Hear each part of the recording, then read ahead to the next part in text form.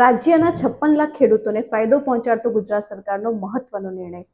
જમીનમાં વારસાઈ થાય, વારસાઈ પછી વહેંચણી થાય, વારસાઈમાં હક કમી થાય ત્યારે જે સીધી લીટીના હોય કે આડી લીટીના વારસદાર હોય, સીધી લીટીમાં તો સ્ટેમ્પ ડ્યુટી નથી લાગતી હોતી, પણ આડી લીટીના વારસદારો પણ પછી વચ્ચે જ્યારે પણ એ લોકો પોતાનો હક કમી કરે, વહેંચણી કરે ત્યારે જંત્રીની રકમ પ્રમાણે સ્ટેમ્પ ડ્યુટી ભરવાની થતી હતી. હવે તેમાં રાહત મળી ગઈ છે. તેમાં માત્ર ને માત્ર 300 રૂપિયાનો સ્ટેમ્પ ભરવાનો રહેશે અને જેના કારણે લોકોના હક કમી થઈ જશે. સંજોગો એવા ઉભા થતા હતા કે જમીનમાં નામ હોય પણ આવી રીતે પૈસા ભરવાના થતા હોય ને એ કારણેથી લોકો કેવું કરે, ભલે જમીન પર કબજો હોય કે ના હોય, પોતાનું નામ કન્ટિન્યુ રાખે, રકમ ભરવાની થતી હોય ભરી ના શકે રીઝનથી.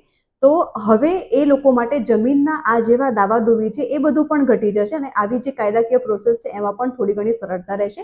અને હા, બીજો પણ એક બદલાવ આવ્યો છે, જે ગણોત્યા એટલે કે ગણોત્યાઓને જે કલમ 32 હેઠળ ખરીદ કિંમત ભરવાની થતી હતી ને, એ ખરીદ કિંમત ભરવાની કિંમતમાં એ જે લિમિટેશન છે એ પણ ડિસેમ્બર 2026 સુધી લંબાવવામાં આવી છે. પરિપત્ર સંપૂર્ણ આવશે પછી તેની જે વિસ્તૃતમાં પણ હું માહિતી આપી દઈશ. જય ભારત, જય ગુજરાત.